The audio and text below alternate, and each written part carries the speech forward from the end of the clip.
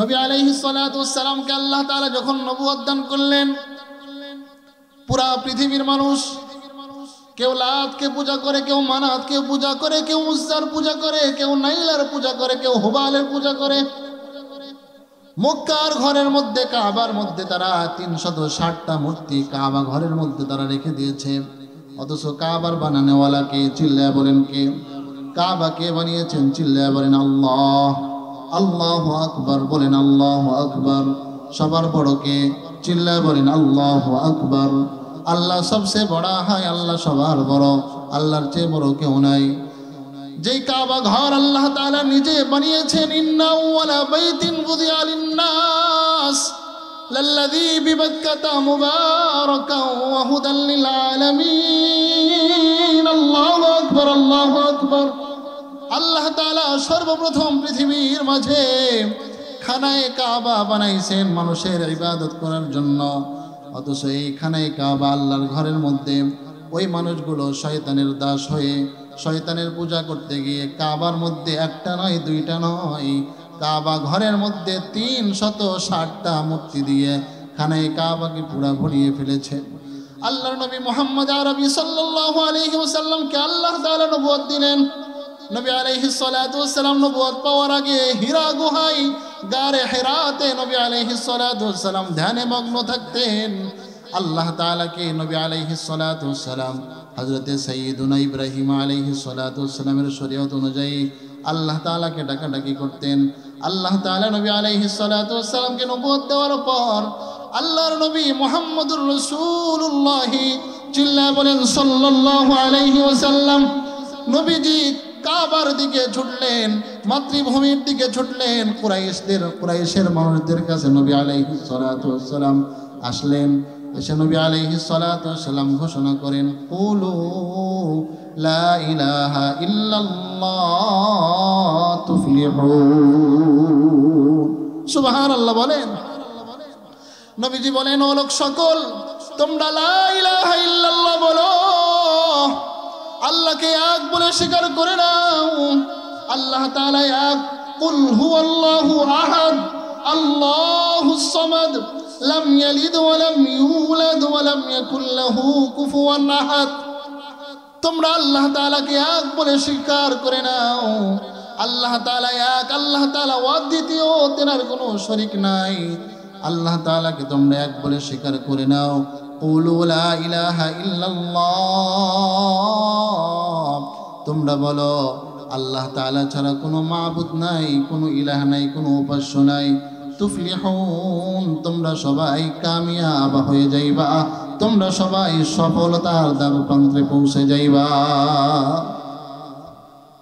কিন্তু নবীজির কথা কে শোনে? শুনবে কে? কারণ আল্লাহকে তো আর কেউ চেনে না। আল্লাহকে কে চেনে? আল্লাহ যে এক, আল্লাহকে কেউ তো চেনে না। কারণ তারা তো জন্মের পর থেকেই কাবার সামনে গিয়া জানে যে কাবার মধ্যে, খানায়ে কাবার মধ্যে লাত আছে, খানায়ে কাবার মধ্যে উজ্জা আছে, খানায়ে কাবার মধ্যে নাইলা আছে, হুবাল আছে। ওই সমস্ত মূর্তির কাছে তারা চাইতো, খানায়ে কাবাকে উলঙ্গ হয়ে তোয়াফ করত।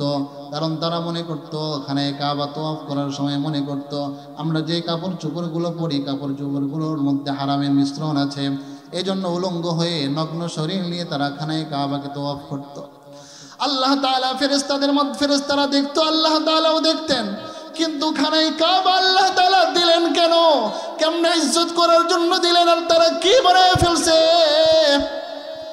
সাহাবায়ে কেরাম নবী আলাইহিস সালাতু ওয়াস সালাম মক্কার মানুষদের কাছে আগমন করার পরে বললেন, ওই আল্লাহকে পূজা করো, আল্লাহকে তোমরা মানো। কারণ আল্লাহকে মানলেই কামিয়াব হইবা, আল্লাহকে না মানলে কামিয়াবির কোনো রাস্তা নাই, সফলতার কোনো রাস্তা নাই, মুক্তির কোনো রাস্তা নাই। কিন্তু নবীজির কথা কে শোনে? নবীজি সাল্লাল্লাহু আলাইহি ওয়াসাল্লামের দাওয়াত কে মানবে, কে শুনবে? নবীজি যে আল্লাহর কথা বলে, ওই আল্লাহকে তো আগে কেউ তাদের সঙ্গে পরিচয় করিয়ে দেয় নাই, কেউ তো চেনে না। নবী আলাইহিস সালাতু ওয়াস সালাম মক্কার একদম কাছে একটা পাহাড়ের উপর উঠলেন। পাহাড়ের উপর উঠে নবী আলাইহিস সালাতু ওয়াস সালাম গোত্রের মানুষদেরকে নাম ধরে ইয়া ফুলান, ইয়া ফুলান, ইয়া ফুলান বলে এ অমুক আসো, হে আবু জাহাল আসো, আবু লাহাব আসো, উতবা আসো, সাইবা আসো, ওলিদ বিন মুগীরা আসো।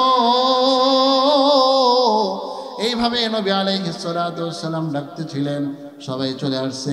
আসার পরে নবী আলাইহিস সালাতু ওয়াস সালাম বলে, এই শোনো সবাই, কান লাগিয়ে শোনো, আমার কথা তোমরা মনোযোগ দিয়ে শোনো। আমি যদি বলি এই পাহাড়ের পদদেশে পিছন থেকে বিশাল একটা শত্রু বাহিনী অস্ত্রে শস্ত্রে সুসজ্জিত, তারা তোমাদের উপর আক্রমণ করবে, অচিরেই কাছে কাছে চলে আসছে, তারা অতি শীঘ্রই তোমাদের উপর হামলা করবে, আমার কথা কি তোমরা বিশ্বাস করবা? সবাই এক বাক্যে বলে উঠল, হ্যাঁ অবশ্যই বিশ্বাস করব। বালা, কেন বিশ্বাস করব না? কারণ হে মুহাম্মদ, তুমি তো কোনোদিন মিথ্যা কথা বলো নাই। চিল্লায় বলেন সুবহানাল্লাহ। নবী আলাইহিস সালাতু ওয়াস সালাম ছিলেন আল আমিন, তিনি ছিলেন সাদিক, নবীজি ছিলেন মাসদুক, জিন্দেগিতে কোনোদিন মিথ্যা কথা বলে নাই। নবী আলাইহিস সালাতু ওয়াস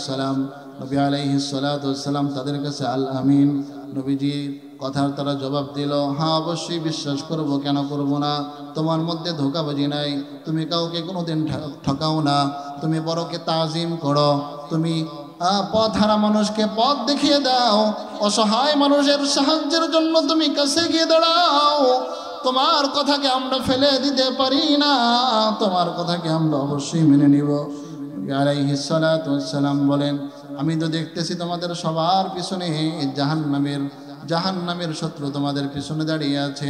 তোমরা যদি ওই আসমানের মালিক, জমিনের মালিক, চন্দ্র সূর্যের মালিক, গ্রহ নক্ষত্রের মালিক, নদী নালা পাহাড় পর্বতের মালিক আল্লাহকে যদি আল্লাহ বলে স্বীকার না করো, তাহলে ওই শত্রুর চেয়েও ভয়াবহ শত্রু জাহান্নামের ফেরেশতারা তোমাদের পিছনে লেলিয়ে আছে।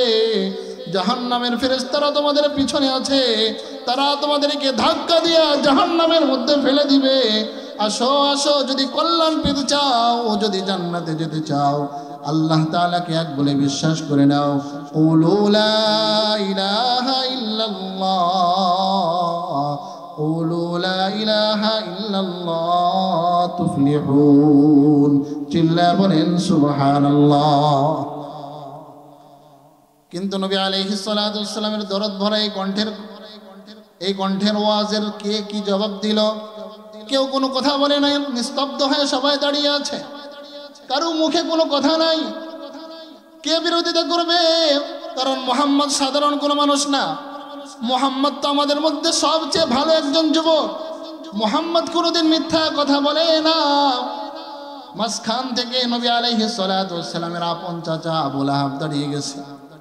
আবু লাহাব দাঁড়িয়ে বলে, তাব্বান লাক আলি হাদা জামাতানা ইয়া মুহাম্মদ।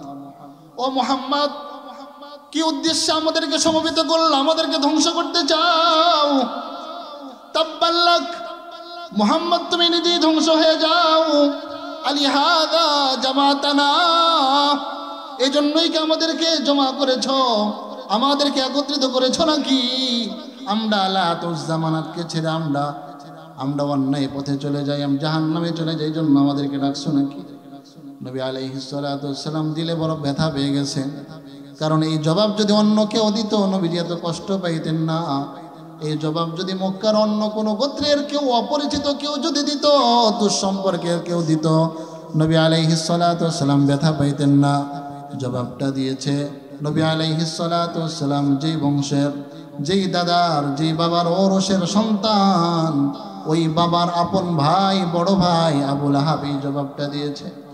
নবী আলাইহিস সালাতু ওয়াস সালাম বড় ব্যথা পেয়ে গেছেন। মনে মনে বলে, চাচা, এতদিন তোমাকে আমি সম্মান করতাম, তুমি ছিলে আমার বাবার আপন ভাই, কিন্তু তুমি আমার সর্বপ্রথম বিরোধিতা করবা, কোনোদিন আমি কল্পনাও করি নাই। আল্লাহ তাআলা সঙ্গে সঙ্গে সূরা লাহাব নাজিল করছেন। আল্লাহ তাআলা সূরা লাহাব নাজিল করে নবী আলাইহিস সালাতু ওয়াস সালামকে সান্ত্বনা দেন। আল্লাহ তাআলা বলেন, তাব্বাত ইয়াদা আবি লাহাবিন ওয়া তাব্বা মা আগনা আনহু মালুহু ওয়া মা কাসাব সায়াসলা নারান যাতা লাহাবিন ওয়া ইমরাআতুহু হাম্মালাতাল হাতাব ফি জিদিহা হাবলুম মিন মাসাদ। চিল্লায়া বলেন আল্লাহু আকবার। আল্লাহ তাআলা বলেন, ও আবু জাহাল, ও আবু লাহাব, তুমি তো মুহাম্মাদের ধ্বংস চাইলা। আল্লাহ তাআলা বলেন, আবু লাহাব তুই নিজেই ধ্বংস হয়ে যা, তোর সন্তান কোনো কাজে আসবে না, তোর মাল দৌলত কোনো কাজে আসবে না, তোর স্ত্রীও কোনো কাজে আসবে না।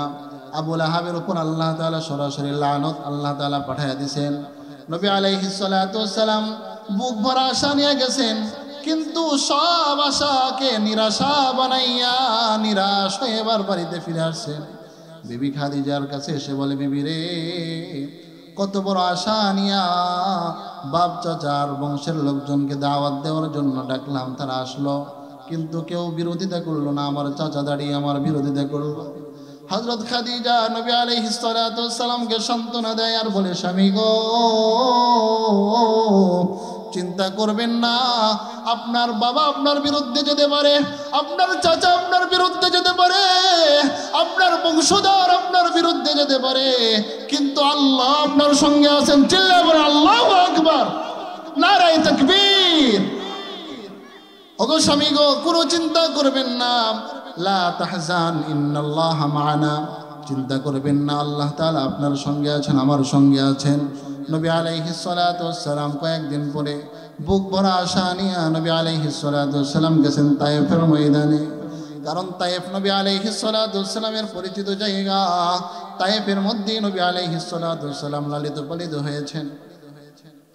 নবী আলাইহিস সালাতু ওয়াসসালাম জন্মগ্রহণ করেছেন মক্কায়, কিন্তু নবীজির দুধমাতা হযরত হালিমাতুস সাদিয়া রাদিয়াল্লাহু তাআলা আনহা, তেনার বাড়ি ছিল সেই সুদূর তায়েফ। তায়েফ থেকে হযরত হালিমা মক্কায় আসছে সন্তানকে দুধ পান করাবে, এই জন্য সন্তানকে নেওয়ার জন্য, নবজাতক শিশুকে নেওয়ার জন্য আসছে। আগের জামানায় মানুষের অভ্যাস ছিল, তারা দুধ পান করানোর জন্য আশেপাশের গ্রামে গঞ্জে মানুষকে সন্তানদেরকে পাঠাইয়া দিত, আর সেখান থেকে মহিলারা এসে এসে বাছাই করে করে বেছে বেছে সন্তান নিয়ে যাইত। ছোট্ট সন্তানকে দুগ্ধ পান করাইয়া একটু বড় হলে তারপরে তার মায়ের কাছে ফেরত দিত। নবী আলাইহিস সালাতু ওয়াসসালাম জন্মগ্রহণ করার পর কয়েকদিন পরে হযরতে হালিমাতুস সাদিয়া সহ তায়েফ থেকে একটা কাফেলা আসছে মক্কাতুল মুকাররমায়। কারণ মক্কা ওই সময়ের মধ্যে সম্ভ্রান্ত, মক্কার লোকজন সম্ভ্রান্ত, ধনী মানুষ। ধনী মানুষের সন্তানকে দুধ পান করাইলে বেশি টাকা পাওয়া যাবে। দুধ পান করাই তো টাকার জন্য, পয়সার জন্য, সম্মানের জন্য। মক্কা থেকে সন্তানগুলো ছোট্ট ছোট্ট সন্তান নিয়ে আসলে ভালো অ্যামাউন্ট পাওয়া যায়, ভালো টাকা পাওয়া যায়। এই জন্য হযরত হালিমাতুস সাদিয়া রাদিয়াল্লাহু তাআলা আনহা তিনিও কাফেলাকে সাথে নিয়ে তিনিও মক্কায় গেছেন। যাওয়ার পরে সন্তান খুঁজতেছেন, শিশু সন্তান খুঁজতেছেন, কোনো সন্তান পাওয়া যায় কিনা। কুরাইশের মধ্যে সন্তান যেগুলো ছিল সবাই নিয়ে ফেলছে। আশপাশের যতগুলো সন্তান নবজাতক শিশু সবাই একে একে নিয়ে ফেলছে। সন্ধ্যা হয়ে গেল, কিন্তু হযরতে হালিমাতুস সাদিয়া এখনো কোনো সন্তান পায় নাই, তার ভাগ্যে কোনো সন্তান এখনো জোটে নাই। হযরতে হালিমাতুস সাদিয়া রাদিয়াল্লাহু তাআলা আনহা বিকাল বেলায় মনে করলেন খালি হাতে ফেরত যাব, তার যে ওই যে আব্দুল্লাহর ঘর, যে আব্দুল্লাহ নবী আলাইহিস সালাতু ওয়াসসালামের জন্মের আগে দুনিয়া থেকে চলে গেছেন। নবী আলাইহিস সালাতু ওয়াসসালাম যখন মায়ের গর্ভে, তখন নবী আলাইহিস সালাতু ওয়াসসালামের বাবা দুনিয়া থেকে চলে যান। নবীজি ইতিম হয়ে দুনিয়ায় আগমন করেছেন। নবী আলাইহিস সালাতু ওয়াসসালাম আগমন করার পরে খাদিজা এবার হযরতে হালিমাতুস সাদিয়া নবীজিকে নেওয়ার জন্য আগ্রহী না, কেউ নেয় না। কারণ এই সন্তান তো ইতিম সন্তান, বাবা নাই। এই সন্তানকে লালন পালন করলে বেশি টাকা পয়সাও পাওয়া যাবে না। সবাই যখন সন্ধ্যার দিকে যখন তায়েফের দিকে আবার ফেরত রওনা হয়েছে, হযরতে হালিমাতুস সাদিয়া মনে মনে ভাবতেছেন খালি হাতে ফেরত যাব, খালি হাতে যাওয়ার চেয়ে এই সন্তানটাকে আমি কোলে করে নিয়ে যাই। হযরতে হালিমাতুস সাদিয়া আমিনার থেকে মুহাম্মদুর রাসূলুল্লাহ, মুহাম্মদ শিশু মুহাম্মদকে কোলের মধ্যে নিছে। কোলের মধ্যে নেওয়ার পরে নবী আলাইহিস সালাতু ওয়াসসালামের চেহারার দিকে তাকাইয়া হালিমা এবার মনে মনে বলে, আমার তো মনে হইতেছে এই সন্তানটা সাধারণ সন্তান হবে না, কারণ এর চেহারার মধ্যে কি এক লাবণ্যতা, কিরকম এক সৌন্দর্য, এরকম সুন্দর চেহারাওয়ালা কোনো সন্তান তো কোনোদিন আমি দেখি নাই। হযরত হালিমাতুস সাদিয়া নবীজিকে বুকের মধ্যে জড়ায়া খচ্চরের উপর নবী আলাইহিস সালাতু ওয়াস সালামকে নিয়ে সে রওনা হয়ে গেছে। যাওয়ার সময় যখন যাইতেছে, হালিমাতুস সাদিয়া আসছিলেন কাফেলার সাথে, সাথে আরো মহিলারা ছিল। হালিমা যেই খচ্চরের উপর সওয়ার হয়ে আসছিলেন ওটা ছিল দুর্বল, জীর্ণ শীর্ণ, সবার পিছে পিছে আসতেছিল। কিন্তু যাওয়ার সময় নবী আলাইহিস সালাতু ওয়াস সালামের বরকতে হযরত হালিমাতুস সাদিয়ার খচ্চর এবার তেজওয়ালা হয়ে গেছে, আগে আগে চলতেছে। সুবহানাল্লাহ বলে। সবাই আশ্চর্য হয়ে জিজ্ঞাসা করলো, হালিমা আসার সময় দেখলাম তুমি সবার পিছে পিছে। দুর্বল মানুষ যখন পিছে আসে তখন সামনে যারা থাকে তারা একটু পর পর বারবার তার দিকে তাকায়, সে আসতে পারলো কিনা। দূরে যদি থেকে যায় তাইলে একটু থামে, সে আবার যখন কাফেলার সঙ্গে যুক্ত হয় আবার রাস্তা চলে। এইভাবে আসতেছিল। কিন্তু যাওয়ার সময় হযরত হালিমাতুস সাদিয়ার খচ্চর সবার আগে আগে চলতেছে। সবাই জিজ্ঞাসা করলো, হালিমা এই খচ্চর কি ওই খচ্চর যে খচ্চরের উপর আরোহণ করে তুমি এখানে আসছিলাম? হযরত হালিমা বলে, হ্যাঁ ওই খচ্চরই, যে খচ্চরের পিঠের উপর আরোহণ করে আমি আসছিলাম। যাওয়ার সময়ও সেই খচ্চরের উপরে আরোহণ করেছি। কিন্তু বোঝার বাকি নাই, হযরত হালিমাতুস সাদিয়ার মধ্যে বরকতের শুরু হয়ে গেছে। চিল্লায় বলেন সুবহানাল্লাহ। কার বরকত? নবী আলাইহিস সালাতু ওয়াস সালামের বরকত। নবী আলাইহিস সালাতু ওয়াস সালামকে এখনো নিয়ে যায় নাই, মাত্র নবীজিকে কোলের মধ্যে নিয়ে খচ্চরের উপর উঠছে, আল্লাহ তাআলা বরকত শুরু করে দিছে। হযরত হালিমাতুস সাদিয়া তায়েফে চলে গেলেন। তায়েফে যাওয়ার পরে পরের দিন সকালবেলায় ঘুম থেকে ওঠার পরে দেখে বকরিগুলোর স্তনের মধ্যে দুধ দিয়ে ভর্তি হয়ে গেছে। চিল্লায় বলেন সুবহানাল্লাহ। উটনি ছিল, যে উটনিগুলো একদম জীর্ণ শীর্ণ দুর্বল, উটনিগুলোর স্তনের মধ্যে দুধ দিয়ে ভরে গেছে। এত দুধ তো প্রতিদিন সকালে পাওয়া যায় না, আজকে সকালে এত দুধ আসলে কোত্থেকে? হযরত হালিমা মনে মনে চিন্তা করে, কি বরকত নিয়ে আসলাম। বরকত নিয়ে আসার সঙ্গে সঙ্গে আমার মধ্যে বরকত আমি প্রকাশ পাওয়া আরম্ভ করছে। সব বরকত আমি আস্তে আস্তে দেখতেছি। হযরত হালিমাতুস সাদিয়া ছিলেন একদম জীর্ণ শীর্ণ। তেনার কোলের মধ্যে একটা সন্তান ছিল, নাম আব্দুল্লাহ। ওই সন্তানটাই ঠিক মতো দুধ পায় না। হালিমা গেছেন নবী আলাইহিস সালাতু ওয়াস সালামকে আনার জন্য। এবার নবী আলাইহিস সালাতু ওয়াস সালামকে নিয়ে যেই মাত্র হালিমা বাড়িতে ঢুকছে, পরের দিন থেকে হযরত হালিমা তার সন্তান আব্দুল্লাহকেও পরিতৃপ্ত করে দুধ পান করায়। সাথে সাথে নবী আলাইহিস সালাতু ওয়াস সালামও পরিতৃপ্ত হয়ে দুধ পান করে। চতুর্দিক থেকে বরকত শুরু হয়ে গেছে।